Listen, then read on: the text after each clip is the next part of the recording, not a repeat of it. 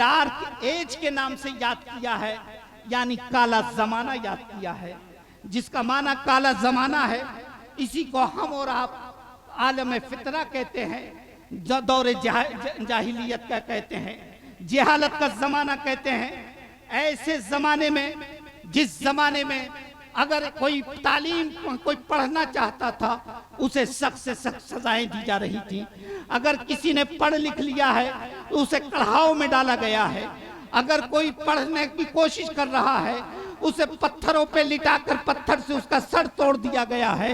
जब इल्म पे चारों तरफ से पहरे लग रहे थे, ऐसे दौर में, ऐसे जमाने में मेरा नबी खड़ा होता है और ऐलान करता है, और परवरदिगार करम फरमा कर पहली वही नाजिल करता है, ए मेरे महबूब, जमाने ने तो इल्म पर पाबंदी लगाई है, लेकिन अब मैं तेरे मुंह से चाहता हूं कि तू अपने पाक मुंह से, अपने पाक लबों से ये ऐलान कर दे कि वही इंसान कामयाब है जो पढ़ा लिखा हो।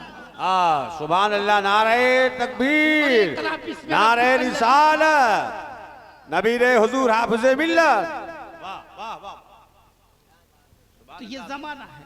तो आज जिस नबी ने उस दौर में ऐलान किया था, उसी उम्मत के सामने हमें कॉन्फ्रेंस करने की जरूरत पड़ रही है।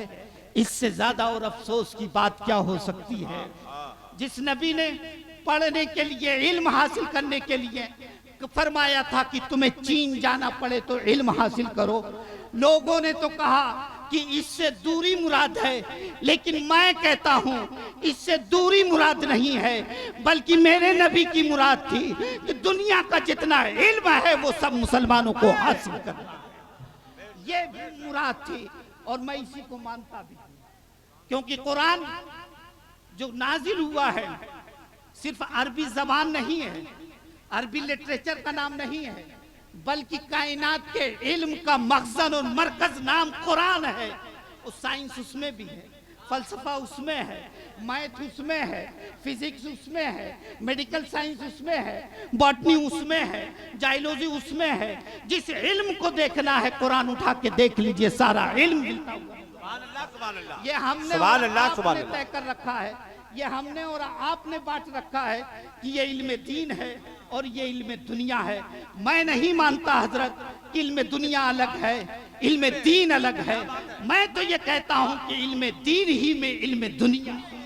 वाह वाह, नारे तकबीर, नारे रिसालत, हुजूर नईम मिल्लत।